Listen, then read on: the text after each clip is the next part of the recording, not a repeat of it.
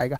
जैसे दुबई है, Dubai tax नहीं लगाता है, इसलिए दुबई में जाके देखिएगा जो आईफोन यहाँ 1 लाख का वहाँ मिलेगा आपको 55-50 हज़ार में, तो वो सस्ता नहीं मिल रहा है। कोई भी चीज़ महंगी होती है टैक्स की वजह से। तो भारत सीधा कहता है कि भाई विदेशी कंपनियों के ऊपर अगर डायरेक्ट लाइएगा तो हम टैक्स ज़्यादा लगाएंगे, यहाँ बनाइएगा तो टैक्स कम लगाएंगे। तो विदेश अभी भारत में भी अब चाइना की तरह भारत में भी अब आईफोन का प्रोडक्शन तेजी से चालू होगा। साथ ही भारत सरकार ने एक और नियम लगाने जा रही है कि जितनी विदेशी चाइनीज कंपनियां हैं, खास करके चाइनीज कंपनी, भारत के 70% से ज़्यादा मार्केट कैप्चर कर लिए मोबाइल की दुनिया में। तो भारत का ऐसा कोई घर नहीं है जहां चाइनीज मोबाइल नहीं पहुंच गया है। चाहे वो आपका वीवो होगा, ओप्पो होगा, रियलमी होगा, एमआई होगा, हुआवो होगा, कोई भी कंपनी देखेंगे, ओप्पो, एमआई में जितना टाइप का मोबाइल है ये ही सब आपके घर में भर गया।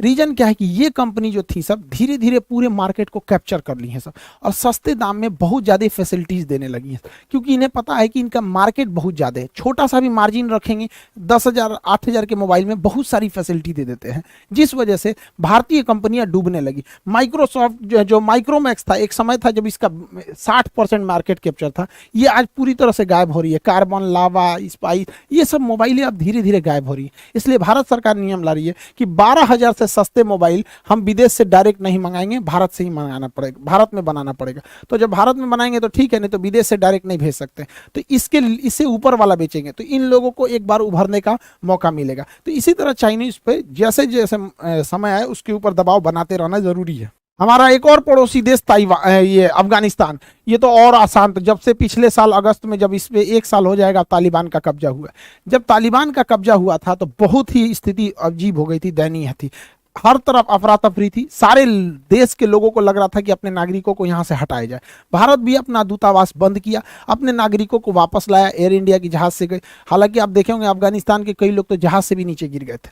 तो ये स्थिति थी। भारत के लिए सबसे बड़ा सरदर्द था कि तालिबान के शासन में भारत ने जो अफगानिस्तान में पैसे निवेश किए हैं उन पैसों का क्या होगा, क्योंकि भारत ने बहुत ज़्यादा पैसे खर्च किया अफगानिस्तान में। सहतूत डैम बनाया, सलमा डैम बनाया, वहाँ सड़कें बनाई, बिजली प्लांट बनाया, वहाँ का संसद भवन बनाया, वहाँ Indira Gandhi child specialist hospital बनाया जो काबुल का सबसे बड़ा हॉस्पिटल है। बहुत सारी योजनाओं को दिया भारत ने।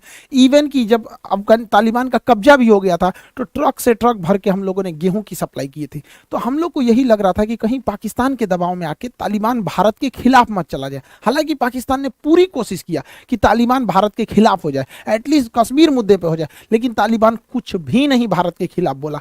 तो भारत ने देखा कि तालिबान की स्थिति को देखते हुए तो भारत अब अपना दूतावास दोबारा खोल रहा है। ये भारत के लिए बहुत बेहतरीन खबर है कि भारत अब अपनी काबुल की एम्बेसी चालू कर रहा है। और जब तालिबान वाले जब गए भारत के अधिकारियों से मिले, वहाँ आईटीबीपी के जवान तैनात हैं अभी भी, तो उनको जब दूतावास दिखाया गया तो वो जो जवान थे वो चौंक गए, क्योंकि जिस हालत में 1 साल पहले भारतीयों ने दूतावास छोड़ा था, काबुल दूतावास, आज भी वो सेम को सेम वैसे ही पड़ा हुआ है, एकदम कुछ भी चेंज नहीं हुआ है। मतलब जो जहाँ था, जो अखबार जैसे पड़ा हुआ था, जो दरवाजा खुला था खुले है, मतलब जो चीज जैसे था वैसे ही है।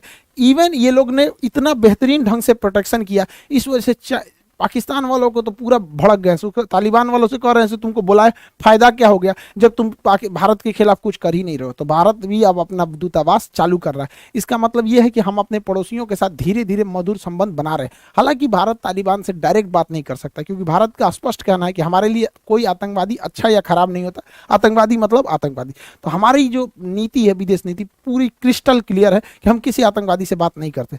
लेकिन राष्ट्रीय मुद्दों को ध्यान में रखते हुए हम लोग बस यही कोशिश करेंगे कि तालिबान कैसे भी भारत की एंटी ना हो सके, क्योंकि ये पाकिस्तान के लिए एक प्लस पॉइंट हो जाएगा, क्योंकि आतंकवादी मिलकर आतंकवादी का स्क्वायर हो जाएगा सब। आई होप आप इंडिया के इर्द गिर्द जो हो रहा है जियो पॉलिटिक्स इसको समझे होंगे। मिलेंगे नेक्स्ट क्लास में। जय हिंद।